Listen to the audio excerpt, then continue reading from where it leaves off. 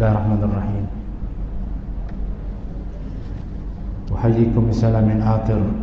Assalamualaikum warahmatullahi wabarakatuh. Alhamdulillahi rabbil alamin. Nahmaduhu wa nasta'inuhu wa nastaghfiruh. Wa na'udzu billahi min shururi anfusina wa min sayyiati a'malina. Man yahdihillahu fala mudilla lahu wa man yudlil fala hadiya lahu. Ashhadu an la ilaha illallah wahdahu la syarika lahu wa ashhadu anna sayyidana Muhammadan 'abduhu wa rasuluh. Allahumma salli wa sallim wa barik wa karrim ala sayyidina Muhammadin al-fatih lima ughliq والخاتم لما سبق ناصر الحق بالحق والهادي إلى صراطك المستقيم وعلى آله وصحبه حق قدره ومقداره العظيم. أما بعد فنوينا تعلما وتعليم وتذكرا وتذكير ونفعا والانتفاع والإفادة والاستفادة والحث على التمسك بكتاب الله وسنة رسوله صلى الله عليه وسلم ودعاء إلى الهدى ودلالة على الخير ابتغاء وجه الله ومرضاته وقربه وثوابه سبحانه وتعالى. وعلمانا وحجة الإسلام الإمام الغزالي والعلماء العاملين وأولياء الصالحين ووالد حاضرين ومشايخهم أجمعين أن الله يقبل من الجميع ويعفو عن الجميع ويصلح شأن الجميع وينفعنا بهم وبأسرارهم وأنوارهم وعلومهم وبركاتهم ونفحاتهم في الدين والدنيا والآخرة. الفاتحة. بسم الله الرحمن الرحيم. الحمد لله رب العالمين الرحمن الرحيم مالك يوم الدين إياك نعبد وإياك نستعين إهدنا الصراط المستقيم صراط الذين أنعمت عليهم غير المغضوب عليهم ولا الضالين آمين.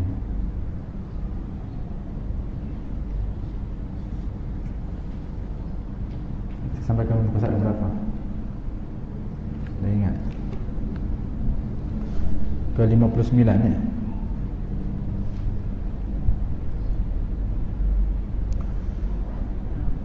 Kalau ya 58 58 38 6 65.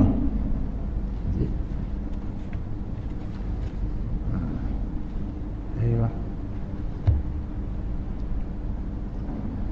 Qala radhiyallahu anhu nafa'ana Allah bi ulumihi fi darini amin radhiyallahu ankum ila an qala. Adab-adab selepas terbit matahari sampai ke waktu gelincir matahari. Muka surat yang ke-65.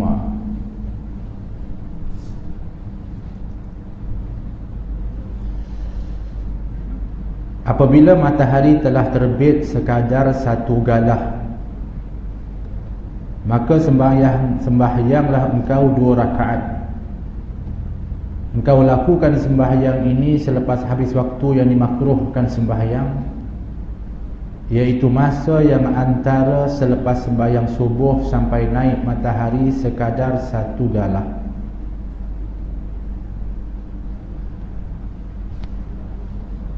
Waktu ini juga dikenali sebagai waktu isyraq,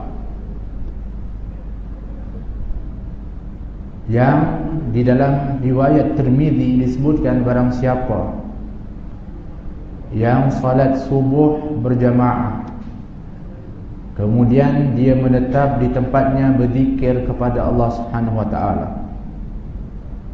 kemudian dia sampailah waktu matahari terbit segalah, kemudian menunaikan 2 rakaat, maka baginya pahala haji dan umrah tamah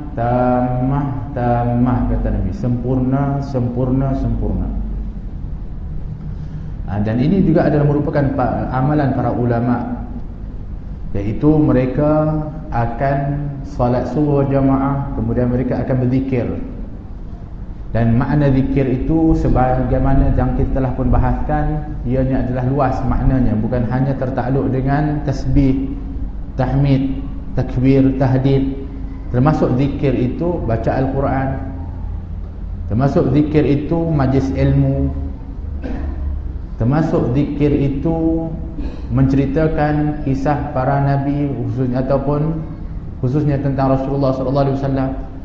Itu semua adalah zikir yang apabila diisi waktu di antara selepas salat subuh sehinggalah sampai waktu isyraq, waktu matahari itu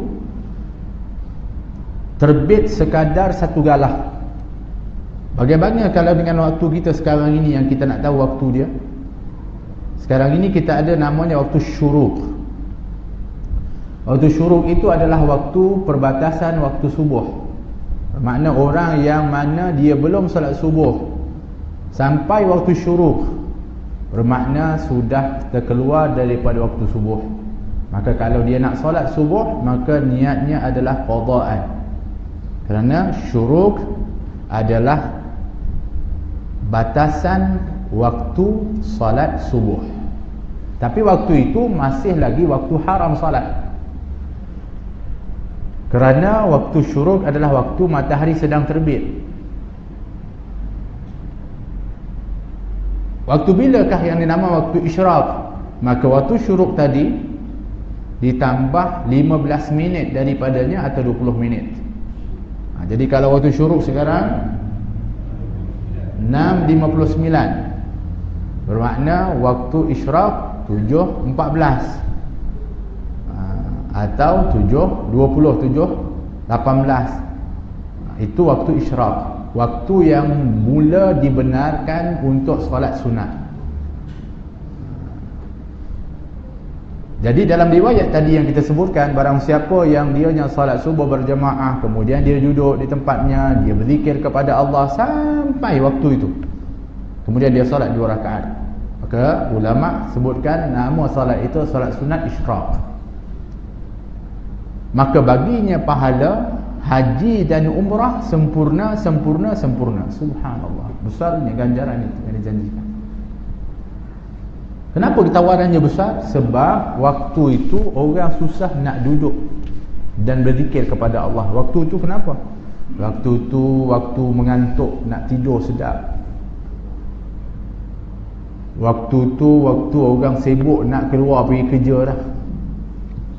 Waktu tu orang dah nak mula buka kedai dah.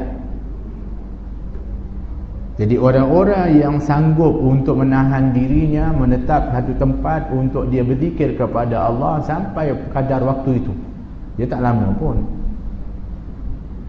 Tapi waktu yang tak lama ini nilainya cukup besar. Nilainya apa? Nilainya haji dan umrah. Subhanallah. Jadi oleh kerana itu Imam Ghazali sebut, apabila matahari itu sudah terbit sekadar satu galah, iaitu waktu isyraq, maka kita masukkan dalam jadual waktu harian kita.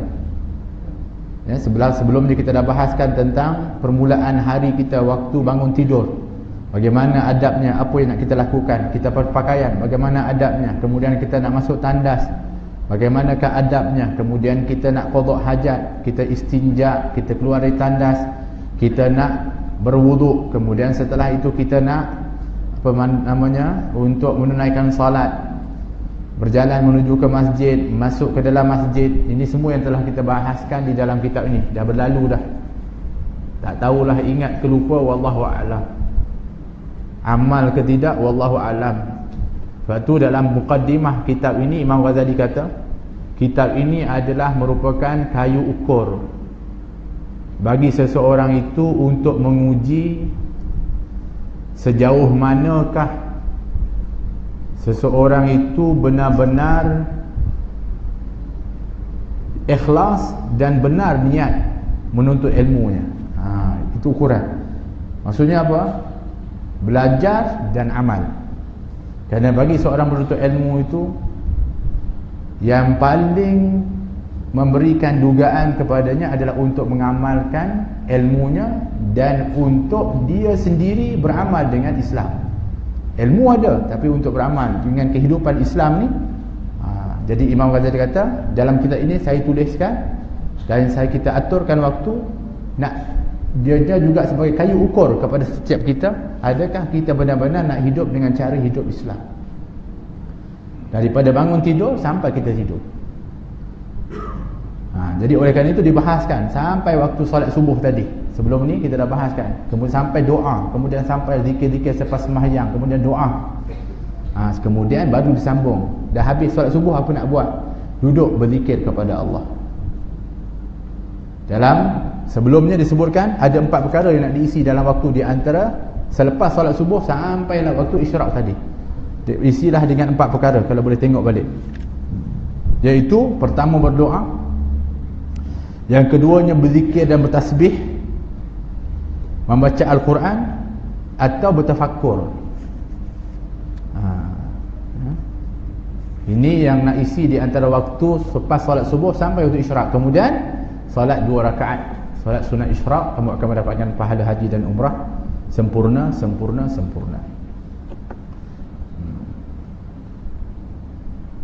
Ya. Kemudian apabila matahari telah naik sampai ke waktu duha, iaitu apabila telah berlalu lebih kurang 1/4 siang, maka hendaklah engkau mengerjakan sembahyang sunat duha 2 rakaat atau 4 atau 6 atau 8 rakaat. Engkau buat sembahyang ini 2 rakaat seperti apa yang telah diriwayatkan daripada Rasulullah sallallahu alaihi wasallam. Dan sebenarnya sembahyang ini sangat baik dan sangat besar pahalanya. Oleh itu terserahlah kepada seseorang apakah dia hendak memperbanyakkannya atau mengurangkannya. Ya. Kemudian kata Imam Ghazali, tadi dah masuk satu jadual untuk amal kita pada pagi hari itu, iaitu salat sunat isyraq. Tunggu lagi 1/4 siang, maksudnya daripada waktu terbitnya matahari tadi sampai waktu zuhur, dibagikan 4. Bermakna kalau kita kata hari ini di antara pukul 7 sampailah pukul 1, 8, 9, 10, 11, 12, 1, ada 6 jam, bagi 4. Bermakna 1 jam setengah dari pukul 7, pukul 8.30 atau pukul 9, itu adalah waktu yang afdal, yang paling elok untuk solat duha. Itu waktu yang paling afdal dan paling baik untuk solat duha. Walaupun sebenarnya solat duha itu boleh dilakukan sebaik saja waktu isyraq dan berakhir dia apabila matahari tegak di atas kepala. Maknanya kata kita kena buat pukul 10 pun boleh, 11 pun, pukul 12 pun boleh. Yang tak boleh adalah apabila matahari dah tegak di atas kepala sebelum zuhur tu. Tapi sebelum itu dibolehkan. Tapi yang afdal adalah 1/4 daripada pagi tu, iaitu lebih kurang pukul 8.30 atau pukul 9 pagi. Apa nama solatnya? Namanya solat duha. Yang mana solat duha ini jelas, ya, disebutkan dianya adalah merupakan daripada solat yang sangat dituntut dan dianjurkan oleh Nabi sallallahu alaihi wasallam, sebagaimana diriwayatkan oleh Imam Muslim daripada Sayyidatina Aisyah radhiyallahu anha, ketika mana Ma'adah ketika itu bertanya kepada Sayyidatina Aisyah radhiyallahu anha, berapa yang disebutkan tadi, berapa solat itu? Ada kata solat duha ini 2 rakaat, ada riwayat 4 rakaat, ada riwayat 6 rakaat, ada 8 rakaat. Seperti mana dalam riwayat mengatakan, ketika ditanya oleh Ma'adah itu kepada Sayyidatina Aisyah, berapa banyakkah rakaat Nabi solat dalam solat duha? Maka dijawab oleh Sayyidatina Aisyah radhiyallahu anha, arba'a rakaat, 4 rakaat.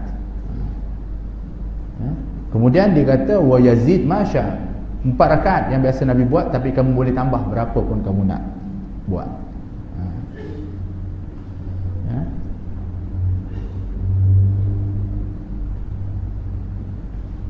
Naam. Jadi ini adalah daripada solat yang Nabi SAW mengatakan sesungguhnya pada setiap anak Adam itu ruas-ruas, kita ada ruas-ruas dalam tubuh kita ni,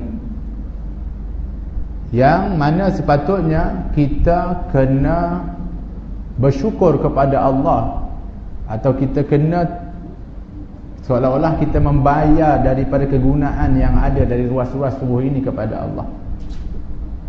Sepatutnya kamu kena bersedekah sebagai membalas daripada setiap nikmat ruas-ruas yang diberikan oleh Allah.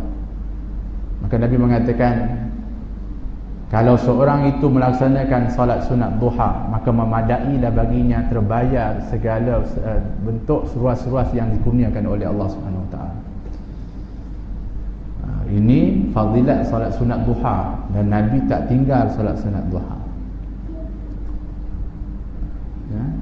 Jadi solat sunat duha juga di antara riwayat disebutkan fadilat solat sunat duha ini adalah solat, barang siapa yang solat duha maka Allah akan murahkan rezekinya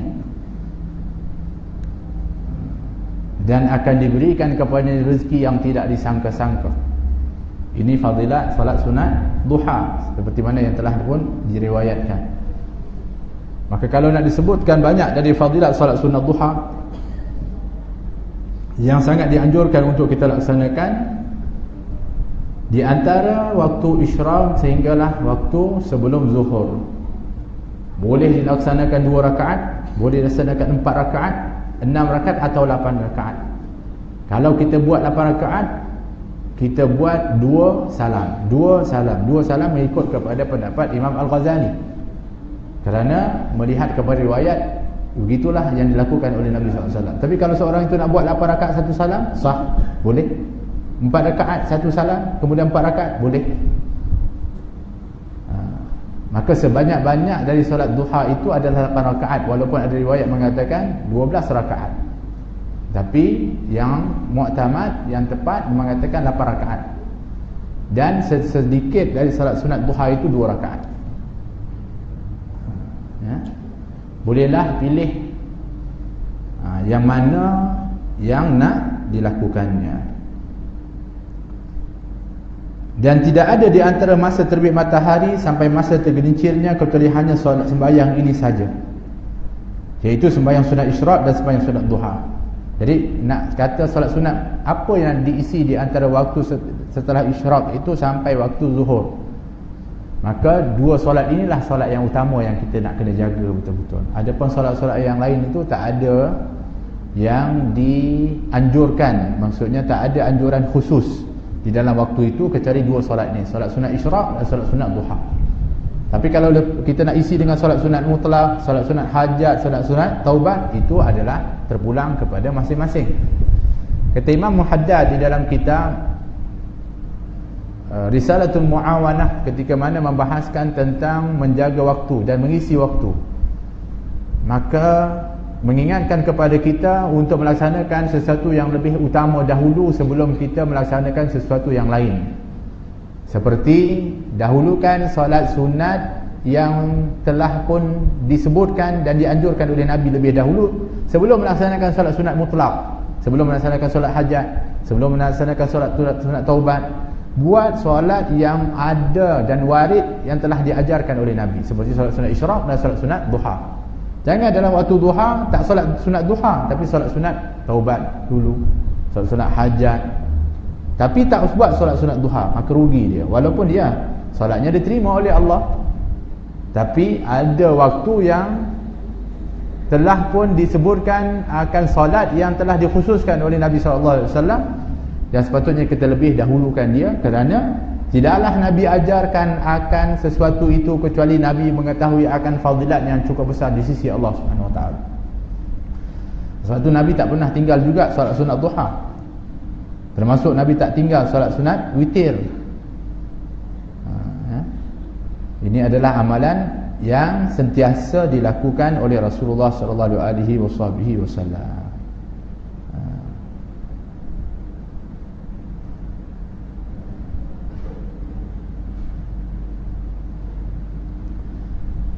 Maka waktumu yang selebihnya hendaklah engkau isikan dengan salah satu di antara 4 perkara di bawah ini. Jadi hanya dua solat yang jelas disebutkan oleh Nabi untuk kita laksanakan. Selain daripada itu, apa yang kita nak isi di antara waktu isyraq sehingga waktu zuhur ni? Apa yang kita nak isi? Maka Imam Ghazali ajarkan kepada kita dan ajak kita, kalau boleh isilah waktu di antara isyraq tadi sampai waktu zuhur salah satu daripada 4 perkara. Ini sebab kita nak susun waktu kita. Kita ni dah tak ada waktu pun. Waktu kita ni sebenarnya dah, kita panggil apa, terdesak dah kita ni. Tapi kalau kita tak mula isi waktu kita dan susun waktu kita, maka kita akan banyak terlepas daripada waktu dan kita akan dipertanggungjawabkan dengan umur dan waktu tu nanti. So mudah-mudahan dengan panduan daripada Imam Ghazali ini dapat kita isi waktu kita. Sekurang-kurangnya kita dapat untuk nak tahu apa yang perlu untuk kita isikan dalam waktu-waktu kita ini. Isi salah satu daripada 4 ini, kata Imam Ghazali. Yang pertama, yang terlebih afdal bahawa engkau habiskan waktumu itu dengan mencari ilmu, iaitu ilmu yang bermanfaat, bukan ilmu yang sia-sia, yang sangat diminati orang sekarang ini, yang mereka menamakannya ilmu manfaat, padahal ia bukan ilmu yang bermanfaat. Jadi sibuk, kalau boleh yang paling afdal waktu kita ni kita isi dengan menuntut ilmu, iaitu ilmu yang nafi', ilmu yang bermanfaat. Apa ilmu yang manfaat? Ilmu yang pertama sekali, ilmu ma'rifatullah, mengenal Allah. Apabila kita sebut ilmu mengenal Allah, bukan bermakna kita nak kena belajar ilmu yang hari ni terlalu tinggi macam hakikat, makrifat. Tetapi yang maksudnya ilmu mengenal Allah, iaitu apa saja daripada ilmu yang dengannya kita akan kenal dan taat kepada Allah Subhanahu Wa Taala, mengabdikan diri kepada Allah. Termasuk ilmu akidah, ilmu fiqh, sama, ilmu akhlak ataupun ilmu tasawuf. Semua ilmu itu pada dasarnya adalah mendekatkan dan mengenalkan kita kepada Allah Subhanahu Wa Taala. Kalau orang tu belajar ilmu fiqh tapi tak dekatkan dirinya kepada Allah, dia bukan bertambah kenal, tambah tak ingat Allah, tapi yang dia ingat nak berdebat, dia ingat nak pergi condemn orang lain, maka ilmu dia itu ilmu yang tak manfaat. Sebenarnya apa saja yang kita belajar, apa pun tajuk ilmunya, baik itu ilmu akidah, ilmu tauhid, baik itu ilmu fiqh, baik itu yang namanya muamalat, yang baiknya itu yang namanya adalah ilmu tasawuf, sebenarnya satu je matlamat dia. Untuk apa? Untuk tahu bagaimana kita mengabdikan diri kepada Allah. Tapi apabila kita belajar, kita tak mengabdikan diri kepada Allah, yang kita sibuk ni adalah perkara-perkara yang bukan-bukan, kemudian bangga dengan ilmu dan sebagainya, maka itu ilmu yang sia-sia sebenarnya. Salah niat dan matlamat daripada ilmu itu. Berapa ramai orang hari ini belajar bukan menambahkan dekat dia kepada Allah, tapi menambahkan sombong dia dengan ilmu, dan dia mudah pula untuk nak condemn, menyalahkan orang lain, merasakan dirinya lebih benar dan sebagainya. Bermakna apa yang dia belajar itu tidak membentuk kepada hatinya dan jiwanya yang benar di dalam keimanan kepada Allah Subhanahu Wa Taala. Maka amal yang paling afdal kalau boleh nak isi dalam waktu kita adalah menuntut ilmu untuk mendapatkan ilmu yang manfaat. Bukan ilmu yang orang sekarang ini namanya ilmu manfaat tapi tak bermanfaat. Banyak hari ni orang kata, oh ilmu ini bagus, ilmu ni bagus. Ilmu yang mana dianya lebih cenderung kepada duniawi dan juga kelalaian. Jangan pula sibuk dengan ilmu-ilmu seumpama itu. Apa ia ilmu yang manfaat? Ilmu yang manfaat itu ialah ilmu yang menambah takut dirimu kepada Allah. Belajar sesuatu ilmu, dia punya kesan adalah bertambah seorang itu takut kepada Allah. Ini nak tanda ilmu dia manfaat. Tapi kalau dia belajar ilmu, dia tak takut. Bahkan dia rasa dia hebat, dia terjamin. Yang ini maknanya ilmu dia itu ilmu yang tidak bermanfaat. Nabi SAW di antara yang Nabi minta lindung. Kita ingat, Nabi tak akan minta lindung sesuatu kecuali dianya memang sangat berbahaya dan yang sangat dibimbangi oleh Nabi. Kerana apa yang diminta lindung oleh Nabi itu sebenarnya tidak menjejaskan kepada Nabi. Kerana Nabi itu maksum dan dijaga oleh Allah. Tapi apabila Nabi ajarkan doa-doa perlindungan, itu sebenarnya untuk umat yang dibimbangi oleh Rasulullah akan menimpa umatnya. Di antaranya Nabi mengatakan, Allahumma inni a'udzubika min ilmin la yanfa'. Ya Allah, aku minta lindung daripada ilmu yang tidak bermanfaat. Kenapa Nabi minta lindung seperti itu? Untuk bagi tahu ada ilmu ini manfaat, ada ilmu yang tidak bermanfaat, dan ilmu yang tak bermanfaat ini adalah sangat parah keadaannya. Maka Nabi bimbang betul, sehingga Nabi akan ajarkan kepada kita untuk doa dengan doa seumpama ini, diajar oleh Rasulullah SAW. Iaitu ilmu yang bermanfaat. Apabila kamu belajar, contohnya belajar pada malam ini, hasilnya dia rasa bertambah takut kepada Allah. Maka ini namanya ilmu yang dia dapatkan tu bermanfaat. Yang kedua, dan menambah penglihatanmu terhadap aib dirimu. Yang keduanya, bertambah ilmunya, bertambahlah dia nampak keburukan dirinya.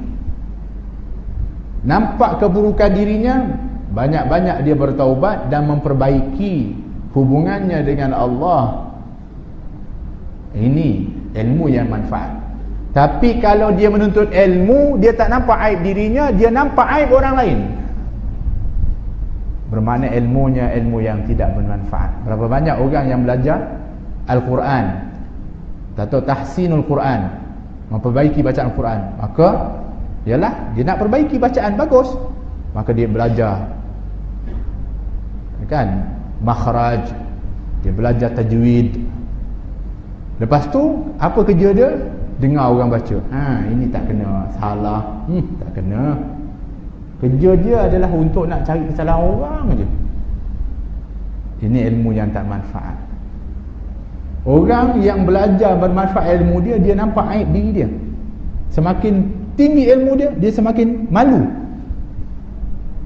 Kerana dia rasa dia adalah kurang berbanding daripada orang lain yang mungkin lebih daripada dia.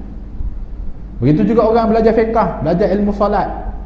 Oh, solat ini cara dia afdal, begini cara dia. Kemudian masa nak solat je, angkat takbir, Allahu Akbar, tengok orang, tak kena orang ni letak tangan, tak kena angkat tangan. Ini tanda-tanda ilmu yang tak baik. Patutnya dia tengok diri dia. Ini ingatan untuk kita bersama. Dan yang ketiganya, tanda ilmu manfaat itu menambah makrifatmu dalam engkau beribadah akan Tuhan. Maksudnya bertambah makrifat kepada Allah, sehingga dengan kenal kepada Allah, kamu semakin banyak ibadah kepada Allah. Kenapa yang kita kurang ibadah kepada Allah? Minta maaf, sebab kita tak berapa kenal kepada Allah. Kita tak kenal hak Allah, keagungan Allah. Kalau kita tahu keagungan Allah, sudah tentu kita akan sentiasa mengabdikan diri kepada Allah. Malaikat yang kenal dan tahu kedudukan akan kemuliaan Allah Subhanahu Wa Taala, tengok ibadah malaikat. Rasulullah yang kenal kepada Allah, tengok ibadah Nabi SAW sampai bengkak-bengkak kaki Nabi SAW. Kenapa? Semakin kamu kenal kepada Allah, semakin giat ibadahmu kepada Allah.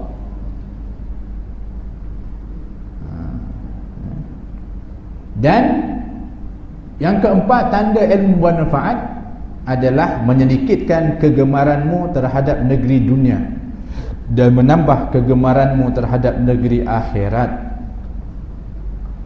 Tanda yang keempat, ilmu bermanfaat, apabila dia dapat ilmu, maka dia kurang dengan dunia ini, dia tambah minat kepada akhirat. Tapi kalau dia dah tambah ilmu, tambah minat kepada dunia, something wrong. Ada tak kena ni? Ada kepentingan dia nak dapatkan, ada habuan yang dia nak hasilkan daripada ilmu itu. So ini masuk dalam amaran awal-awal Imam Ghazali dalam muqaddimah kitab ini. Kalau kamu menuntut ilmu niat untuk mendapatkan habuan duniawi, kamu telah merosakkan dirimu dan agama. Sepatutnya ilmu manfaat ini, dapat ilmu je, dia semakin kurang dengan dunia ni, dia semakin minat dengan akhirat. Maka dia punya cara haluan kehidupan dia dah lain rentaknya. Kalau dulu dia memburu kepada dunia, giatnya di dalam hal-hal duniawi, tak, dia dah semakin giat dalam hal-hal yang bersifat ukhrawi dan mengurangkan aktiviti duniawi. Ini nak tanda orang itu ilmu dia bermanfaat. Kita boleh ukur ini sebagai ukuran kita tengok. Maknanya insya-Allah kita ni orang-orang yang juga menuntut ilmu, kena datang, dengar, tengok, belajar. Tapi apakah ilmu yang kita dapatkan itu manfaat atau tidak? Maka ini ukuran dia yang disebutkan oleh Imam Ghazali. Yang kelima, dan membukakan pintu hatimu untuk mengenali bermacam-macam penyakit amalanmu sehingga engkau dapat menjauhinya. Dengan ilmu itu, yang ilmu manfaat itu, dia akan membuka pintu hati ni yang kadang-kadang dia tertutup, sehingga dia tak tahu bahawa apabila dia beramal, amalannya itu tak diterima oleh Allah. Kenapa? Riya, ujub, sum'ah, ungkit-ungkit. Tapi dengan ilmu yang baik ni, dia buka hati kita sehingga kita dapat kesan, oh, saya ni sebenarnya tak cukup ikhlas, saya ni ada kecenderungan untuk dipuji. Kalau tidak, selama ni kita anggap okey je, semua hati kita ni macam nampak okey je, kerana mungkin ilmu kita tak berapa manfaat. Tapi ilmu yang manfaat menyebabkan hati kita ni timbul kesedaran bahawa kita ni kena berusaha sungguh-sungguh untuk benar-benar ikhlas di dalam amal kita kepada Allah. Maka 5 tanda bahawa ilmu kita adalah ilmu yang bermanfaat. Dan ilmu yang manfaat itu adalah ilmu yang menambah pengetahuanmu terhadap tipu helah syaitan. Ini yang ke-6.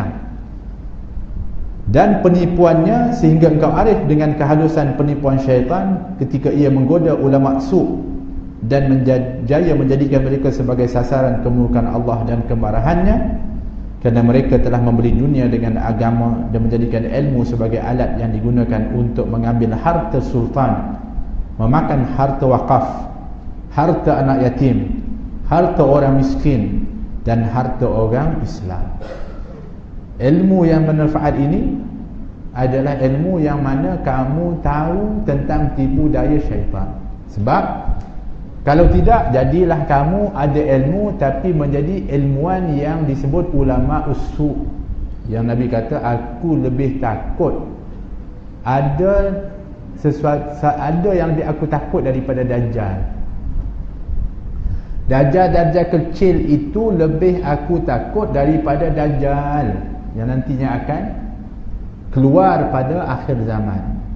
Sahabat tanya, siapa itu yang dimasukkan olehmu wahai Rasulullah? Dajjal kecil tu, Dajjal jilah. Kata Nabi, iaitu ulama usu', ulama yang jahat. Kenapa Nabi kata dia bimbang dengan ulama usud berbanding daripada Dajjal tu? Walaupun Dajjal tu memang dahsyat lah dia punya fitnah dia. Kerana Dajjal yang akan keluar nanti akhir zaman sudah disebut-sebut, sudah diberikan amaran, sudah pun diberi tanda-tanda dia dan juga sifat-sifat dia. Matanya nanti buta sebelah, nanti di dahinya ada kafara, sifat-sifatnya disebutkan. Sekurang-kurangnya ada tanda-tanda. Tapi Nabi bimbang ulama usul sebab pakaiannya ulama, penampilannya ulama, Cakapnya macam cakap ulama, tapi dia jahat, merosakkan orang. Orang tak tahu beza dah, akhirnya orang mudah terikut. Dan itu Nabi takut ulama su lagi. Orang yang ilmu je manfaat, dia akan dapat mengetahui tipu daya syaitan yang akan menyebabkan kamu yang sekarang ini sedang menuntut ilmu, dia akan ambil kesempatan untuk nak menipu kamu. Kalau kamu ilmu manfaat, kamu tahu ini tipu daya syaitan yang nak ubah kamu kepada ulama yang sepatutnya bertambah takut kepada Allah, ulama yang sepatutnya dianya adalah merupakan daripada contoh tauladan, ulama yang sepatutnya lebih zuhud dan juga lebih warak, kepada ulama as-su, iaitu ulama yang jahat, yang mana syaitan ini dia akan gunakan tipu daya dia untuk menipu, sehingga tujuan para ulama itu tidak lagi ikhlas, tetapi untuk mendapatkan habuan-habuan duniawi.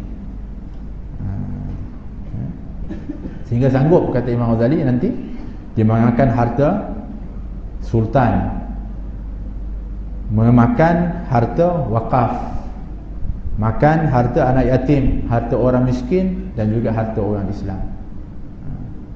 Sampai begitu dahsyatnya nanti kalau orang yang ada ilmu ni, dia ilmu yang tidak manfaat dan dia tertipu dengan tipu daya syaitan. Bahaya.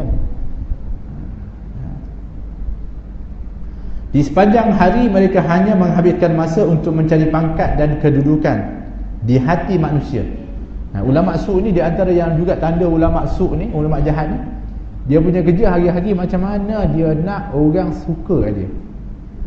Kalau sekarang ini senang cerita, dia nak cari like banyak dalam Facebook dia. Dia nak ramai followers. Saya tak kata yang sekarang ada tu, itu terpulang. Tapi kalau itu kecenderungan dia, berapa saya dapat like, berapa followers, kalau itulah dah ada tanda-tanda dah, iaitu orang yang nak dapat pengaruh, nak dapat peminat, nak mendapat perhatian, nak dapat pangkat, nak dapat orang gelar dia dengan gelaran itu. Sebab tu kita selalu sebut tentang hadis dalam riwayat Muslim menyebutkan awwalu man tusa'ar ila nar yaumal qiyamah, yang pertama yang akan diseret masuk ke dalam neraka pada hari kiamat ada 3 golongan. Yang pertama sekali adalah ulama, qurra, orang yang baca Quran atau orang yang ada ilmu, yang mana dia ini ketika ditanya oleh Allah, apa yang kamu buat dengan ilmu yang aku berikan? Dia kata, aku ngajar pagi petang ya Allah untuk mengharapkan keredaan-Mu. Kata Allah, kadzabta, engkau bohong. Malaikat juga menjadi saksi mengatakan, dia berbohong ya Allah. Kata Allah, kamu buat itu supaya apa? Supaya orang panggil kamu ulama, supaya orang panggil kamu itu qurra, orang yang pandai, hebat baca Quran, sedap. Kamu suka dengan puji-pujian itu. Itu yang kamu nak sangat. Maka kamu tak layak lagi untuk nak dapatkan balasan daripada aku dengan balasan yang baik. Maka diperintahkan untuk diseret masuk ke dalam neraka Allah. Wa'iyadzubillah. Hati-hati. Begitu. Baik, untuk itu, demi untuk mencari pangkat dan kedudukan di mata manusia, untuk itu mereka sanggup menunjukkan segala kebolehan di hadapan orang ramai dan memperlihatkan kefasihan lidah mereka dalam berbahas dan berbincang. Dia akan buatlah dengan nak tunjuk bahawa dia hebat, ya, macam-macam kebolehan yang dia akan tunjukkan. Allah, mudah-mudahan kita dilindungi oleh Allah Subhanahu wa taala. Amin Allahumma. Semua ilmu yang bermanfaat itu telah kami sebutkan di dalam kitab Ihya Ulumuddin. Kata Imam Ghazali, kalau kamu nak betul-betul memperhalusi lagi maksud ilmu manfaat, maka kamu boleh rujuk dalam kitab beliau yang utama, yang induk di dalam membahaskan khususnya mengenai tasawuf, iaitu kitab masyhur Ihya Ulumuddin. Maka jika engkau tergolong daripada ahlinya, maka hasilkanlah olehmu akan dia dan amalkan dengan isi dan kandungannya. Jadi Imam Ghazali ini sebenarnya termasuk di antara ulama yang besar di zaman dia. ketika mana dia dilantik menjadi, kita panggil apa ya, kita panggil mengendalikan satu jamiah, university, ketika di Iraq. Tapi dia tak tenang. Sebab apa? Ialah dia dapat gaji yang mahal, dia dapat ialah layanan diraja itu kerana dia ilmunya yang cukup tinggi dan juga menjadi ketua kepada universiti itu. Akhirnya ketika dia pergi haji, maka setelah itu dia tak tenang, maka akhirnya dia berhenti dan dia membawa diri pergi ke Syam. Di sanalah dia bersihkan. Mungkin sebelum ini dia rasa dia ada kecenderungan kepada harta, kepada sesuatu dan sebagainya. Dia mula menyucikan diri dia, mengasingkan dirinya. Maka dia melatih diri dia dan akhirnya dia tulis kitab. Dan kitabnya adalah Ihya Ulumuddin. Dan setelah itu banyaklah kitab-kitab yang bersifat tasawuf yang ditulis oleh Imam Al-Ghazali. Di antaranya dia menulis di Masjid Al-Aqsa kitab. Setelah dia benar-benar menjalani kehidupan itu, dia mengetahui. Sebab tu dia banyak tegur, khususnya mengenai ulama-ulama usul. Kemudian setelah itu engkau ajarkan pula kepada orang lain dan engkau ajak mereka untuk menuntutnya. Maka siapa yang mencari ilmu yang bermanfaat lalu ia mengamalkan dengannya, kemudian ia mengajak orang lain untuk mencari ilmu tersebut, maka orang itu akan dipanggil azim, iaitu orang yang besar. Belajar, kemudian dapat ilmu tu dan manfaatkan, kemudian ajak juga orang lain untuk belajar ilmu itu. Orang yang buat seperti ini digelar azim, orang yang besar. Besar di sisi siapa? Di alam malakut. Iaitu alam ni ada alam mulki dan alam malakut. Kita ni di alam mulk. Ada alam malakut, iaitu alam yang kita tak nampak, alamnya para malaikat. Maka dia jadi mulia di sisi orang-orang makhluk yang berada di alam malakut. Kenapa? Dia belajar manfaat ilmunya dan juga dia ajak orang lain untuk mendapatkan ilmu yang bermanfaat. Seperti apa yang telah diperkatakan oleh Nabi Isa alaihi salam dalam sebuah riwayat. Apabila engkau selesai daripada mencari ilmu yang manfaat dan selesai daripada memperbaiki dari dirimu pada zahir dan batin, dan masih lagi ada baki daripada waktumu, maka tidak mengapa waktu yang baki itu engkau gunakan untuk menuntut ilmu mazhab, iaitu ilmu masail khilafiyah, supaya engkau juga mengenali cabang-cabang ilmu fiqah dan permasalahannya, yang juga terkadang timbul di waktu engkau berbuat ibadat, dan supaya engkau mengetahui jalan tengah di antara segala permasalahan yang diperselisihkan oleh orang ramai ketika mereka sedang dikuasai oleh hawa nafsu di dalam pertengkaran mereka. Jadi dahulukan dulu ilmu-ilmu yang kita ni dapat amal dan manfaatkan. Jangan masuk-masuk menuntut ilmu je, nak ilmu-ilmu yang sudah ada berbagai cabang-cabang khilafiyah, sehingga nanti kita menuntut ilmu ni niatnya untuk nak berdebat dan mencari-cari kekurangan, kesalahan. Ini dah, sebab tu Imam Ghazali ingatkan, kamu mantapkan dulu ilmu-ilmu asas dan manfaatkan dia, jadikan kamu itu menjadi ulama yang, kalau kamu jadi ulama yang baik. Dan jadikanlah kamu itu benar-benar beramal dengan ilmu. Ajak orang lain. Kamu dah mantap, dah betul-betul, baru kamu bolehlah membahaskan lebih luas lagi. Sebab tu step di dalam menuntut ilmu ni pun kena. Tak boleh kita terus untuk melompat kepada kitab yang besar-besar sehingga kita ni sendiri jadi bukannya faham, bertambah keliru. Hari ni berapa ramai di antara orang yang keliru. Untuk ilmu menuntut ilmu, tapi semakin keliru, bukan semakin faham. Orang-orang dulu ilmunya sikit tapi mantap, dia dapat buat amal, dia betul-betul jaga. Hari ini bukan main lagi dengan maklumat yang banyak, tapi amalnya sedikit betul. Kadang-kadang tak buat pun. Sebab apa? Confused. Akhirnya daripada ini nak buat, akhirnya timbul keraguan, betul ke, sahih ke, akhirnya tinggal. dah buat dah selalu, tapi kerana timbulnya keraguan-keraguan itu. Jadi kalau kamu nak terlibat, maksudnya dapatkan lebih luas manfaatnya, mantapkan dulu asasmu. Kemudian barulah kamu pergi kepada perbahasan mengenai ilmu masail khilafiyah, kerana ia juga perlu. Tapi setelah kamu selesai daripada asas-asasnya. Sebab tu kalau kita belajar kitab fiqh, dia ada kitab asas dalam mazhab Syafi'i. Mula dengan Safinatun Najah contohnya. Kemudian pergi lagi naik kepada kitab Mukhtasar, ataupun kemudian Muqaddimah Hadharimiyah, baru dia naik. Jangan pergi terus kepada kitab yang terus besar, Imam Syafi'i. Kitab kitab Imam Syafi'i ni bukan semua orang boleh nak faham. Bahkan anak-anak murid Imam Syafi'i sendiri bukan semua yang boleh untuk memahami kitab Dia ada beberapa murid Imam Syafi'i yang boleh, baru mereka syarahkan dan juga terangkan tentang ilmu. Yang lain tu tak semuanya boleh memahami tentang mustalahat ataupun istilah-istilah yang digunakan dalam kitab ulum. Hari ni ada orang mengajar pula kitab ulum. Masya Allah. Sehingga yang mengajar pun confused, dan dia ajar lagi confused.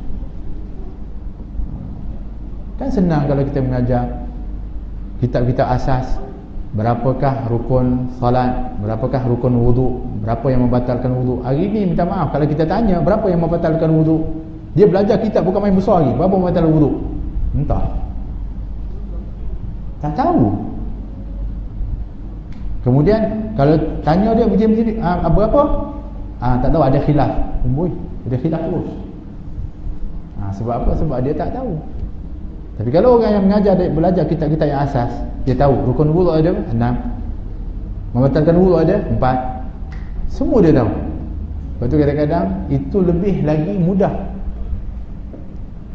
Kemudian kalau kita nak luaskan lagi, baru setelah dah mantap yang tu, baru luaskan lagi perbahasan masail yang ada dalam perkara tersebut. Ya? Baik. Ini pun dengan syarat adanya kelapangan masa selepas engkau menuntut ilmu yang fardu kifayah. Tapi kamu nak belajar ilmu masail tadi, dalam perbezaan mazhab contohnya, dia panggil fiqhul muqaran. Fiqh yang ianya muqaranah di antara mazhab ini dan pendapat mazhab ini. Perbandingan di antara mazhab. Itu pun kata Imam Ghazali setelah kamu belajar ilmu fardu kifayah dulu. Kamu dah mantap dulu ilmu fardu ain. Kemudian kamu ada tanggungjawab ilmu fardu kifayah. Kalau tidak, siapa yang nak menjalani, nak bekerja, nak kamu nak dapatkan nak memenuhi daripada tempat-tempat bagi fardu kifayah, nak jadi doktor yang kamu ni, itu pun adalah fardu kifayah. Tapi kalau kamu dah masuk ini, kemudian masuk dengan ilmu-ilmu mazhab, permasalahan dan sebagainya, kamu pun tak jadilah orang-orang yang menempati tempat ilmu-ilmu fardu kifayah pula. Akhirnya tempat tu siapa yang ambil? Orang bukan Islam.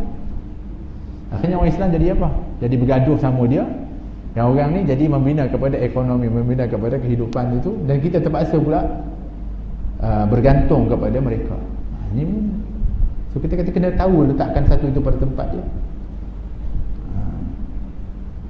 Tetapi jika nafsumu selalu mendorongmu meninggalkan membaca wirid dan zikir yang telah kami sebutkan, dan merasa berat untuk melaksanakannya, dan ia sangat cenderung untuk menghabiskan masa menuntut ilmu masail khilafiyah tadi, maka ketahuilah bahawa sebenarnya syaitan telah berjaya mempermainkan engkau, dan ia telah berjaya menanamkan satu penyakit yang sangat berbahaya di dalam hatimu, iaitu cinta pangkat dan harta benda. Oleh itu hendaklah engkau berhati-hati supaya engkau tidak tertipu dengan godaan syaitan, lalu nantinya engkau akan menjadi alat tertawan syaitan, maka ia membinasakan akan dikau dan akan mengolok-ngolok engkau. Jadi kalau sekarang ni kita asyik berdebat, asyik nak perkara khilafiyah ni, apa yang tergadai? Masa kita, masa zikir kita, masa ibadah kita. Kita sibuk apa? Yalah tadi berdebat je. Sebenarnya itu tanda syaitan dah berjaya dah. Sebab itu disebutkan man aradallahu lahu khairan, barang siapa yang Allah nak beri kebaikan kepadanya, futihat lahu abwabul amal wa ghuliqat lahu abwabul jidal. Kalau Allah nak bagi seseorang itu kebaikan, maka Allah akan bukakan pintu amal kepada dia dan tutup pintu berdebat. Tapi kalau Allah nak berikan keburukan kepada seseorang, Allah akan buka pintu perdebatan dan tutup pintu amal. Hari ini banyak berlaku. Orang sibuk berdebat je, tapi amal tak buat. Sibuk berdebat. Tapi orang yang nak diberikan oleh Allah kebaikan, dia dimudahkan oleh Allah untuk beramal. Dapat satu, dia amal. Dapat lagi, manfaat, dia amal. Dia tak sibuk pula nak bergaduh, nak pergi, tak. Kalaupun dhaif, fadail amal, buat. Kalau tak keluar daripada garisan syarak, dia buat. Ada peluang untuk buat kebaikan, dia buat. Masya Allah, ini orang yang Allah nak berikan kebaikan. Tapi kalau orang yang mana Allah nak berikan keburukan kepada dia, dapat peluang kebaikan, dia tanya dulu, dia persoalkan, dia pun berdebat dengannya. Akhirnya apa yang dia tahu itu tak diamalkan. Ini tanda orang kalau sudah tertipu dengan syaitan. Baik, apabila engkau telah mencuba mengamalkan wirid-wirid dan ibadat, ini dalam masih lagi apa yang perlu diisi pada waktu yang pertama. Sebenarnya yang Imam Ghazali nak tekankan dalam waktu ini, yang nak diisi waktu tadi ni, adalah dengan menuntut ilmu. Itu dia sebenarnya tajuk dia. Iaitu ada 4 perkara yang kamu isi. Salah satu daripada 4 perkara yang kamu nak isi. Perkara yang paling afdal adalah menuntut ilmu. Maka dia terangkan, apabila sebut tentang menuntut ilmu, maka dia terangkan juga ilmu manfaat, ilmu yang tidak manfaat, dan mana yang lebih utama, mana yang kamu nak kemudiankan, dan apakah dugaan orang menuntut ilmu, itu yang dibahaskan. Dan apa kesan dia terhadap amalan-amalan kamu kalau kamu terlibat dengan satu-satu ilmu itu. Itu yang sebenarnya dia sedang bahaskan sekarang ini. Apabila engkau telah mencuba mengamalkan wirid-wirid dan ibadat yang telah kami sebutkan, dan engkau dapati akan dirimu tidak merasa sebarang keberatan dan tidak merasa malas melaksanakannya, bahkan nampak pada dirimu minat yang sangat mendorong engkau untuk mencari lagi ilmu yang bermanfaat, dan engkau tidak mengkehendaki dengan mencari ilmu itu kecuali hanya keridhaan Allah dan negeri akhirat, maka menuntut ilmu ketika itu lebih afdal daripada ibadat-ibadat sunat. Tadi kita sebutkan, kalau dia sibuk dengan ilmu-ilmu yang kita kata tadi, perdebatan, perbincangan yang begitu tinggi, sehingga tergadai zikir, wirid, ibadat dia, ini dia sudah tertipu dengan tipu daya syaitan. Tapi sebaliknya, kalau dia menuntut ilmu dan dia juga cuba untuk nak laksanakan amal, zikirnya, wiridnya, ibadatnya, yang telah pun disebutkan, bangun tidur baca ini, kemudian pakai pakaian ini, adabnya, masuk tandas keluar tandas, pergi masjid dan sebagainya, dia buat, dia jaga, dia usaha juga buat, bahkan dia minat, bertambah minat lagi, dia suka, bertambah rasa halawah manis dengan tu. Dan di samping terus juga dia giat mencari ilmu, dan niat dia memang untuk mendapatkan keridhaan Allah dan untuk nak selamat di akhirat. Maka waktu itu sebenarnya menuntut ilmu tu yang kamu sedang tuntut tu lebih afdal daripada ibadat sunat. Sebab tu disebutkan dalam sebuah riwayat, menuntut ilmu ni, majlis ilmu kita dah hadir, menuntut ilmu ni adalah lebih afdal daripada 1000 rakaat. Kamu solat 1000 rakaat. Tapi yang mana? Iaitu yang ilmu tadi menyebabkan kamu bertambah taat, bertambah ibadat, bertambah dari amalan-amalan kamu. Bahkan disebutkan mana yang afdal, menuntut ilmu, kamu menuntut ilmu, dengan sebab menuntut ilmu tu kamu rasa kamu perlu tenaga di waktu siang. Sebab kalau kamu tak ada tenaga, kamu akan lemah nak menuntut ilmu. Sedangkan waktu itu kamu berpuasa, puasa sunat, maka mana yang afdal? Afdalnya kamu berbuka. Demi untuk mendapatkan tenaga, mendapatkan ilmu. Macam tu sekali keutamaan ilmu tu. Sebab tu dulu kat sekolah, masa kat madrasah dulu, duduk kat kelas, ustaz pun tengok, ni kenapa ni? Puasa ustaz. Pergi ambil air. Minum. Suruh minum juga. Lama ustaz puasa ustaz. Minum. Dia datang kelas mengantuk, tak tulis, fokus, tak, ilmu tak dapat. Tapi buat ibadat. Betul lah, ibadat ni sunat. Mencari ilmu tu wajib. Begitu. Tapi kalau dia boleh buat dua-dua, alhamdulillah, cergas lagi. Ini tak buat alasan pula. Buat ibadat sunat, yang wajib je dia tinggalkan. Jadi begitu. Betul maksudnya, kalau begitu menuntut ilmu tu lebih afdal daripada ibadat-ibadat sunat. Dan yang paling penting, hendaklah engkau memastikan keikhlasan niatmu. Itu asas lah. Kalau menuntut ilmu bukan kerana ikhlas, tidak dengan ikhlas, sia-sia ilmu itu. Kerana niatlah yang menentukan nilai amalanmu. Innamal a'malu binniyat wa innama likulli imri'in ma nawa. Hanya saja setiap amalan itu adalah berdasarkan niat, dan seseorang itu dinilai berdasarkan niatnya. Ini dah kita bahaskan. Dan apabila niatmu tidak ikhlas, maka di sinilah tempat terpedayanya orang-orang yang jahil, dan di sini pula tempat tergelincirnya kaki orang-orang yang cerdik pandai. Jadi kalau tak ikhlas, orang yang jahil jelas dah. Orang yang cerdik pandai ni pun kalau tak ikhlas pun, maka dia akan tergelincir, jatuh ke lembah kehinaan dan kemurkaan Allah. Jadi asas di dalam kamu menuntut ilmu itu tidak lain adalah ikhlaskan niat kamu itu. Baik, itu yang utama untuk kamu isi waktu di antara waktu selepas subuh sampai waktu zuhur ni. Selain daripada kamu buat solat yang telah pun disebutkan tadi, solat sunat isyraq, solat sunat duha, maka banyak lagi gap-gap waktu ni. Apa yang kau nak isi? Kalau yang terbaik adalah dengan menuntut ilmu. Itu pilihan yang pertama dan yang paling utama sepatutnya kalau kamu ada waktu kosong waktu itu. Yang kedua, kamu boleh pilih ataupun waktu yang kedua ini, apa dia? Bahawa engkau tidak berkuasa menghasilkan ilmu yang bermanfaat, tetapi engkau kuasa berbuat ibadat seperti berzikir, membaca Al-Quran, bertasbih dan sembahyang.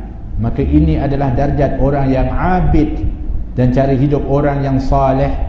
Dengan cara ini juga engkau dapat tergolong di dalam kumpulan orang yang beruntung. Kalau kamu ni ialah bukan tak ilmu, menuntut ilmu juga, tapi kamu ni maksudnya tidak besar peluang di dalam menuntut ilmu. Contohnya ialah kita kata tak ada berapa tempat, kita pun dah tahu asal-asal, tak dapat peluang untuk nak lebih dalam menuntut ilmu, maka jangan tinggalkan pula ibadah.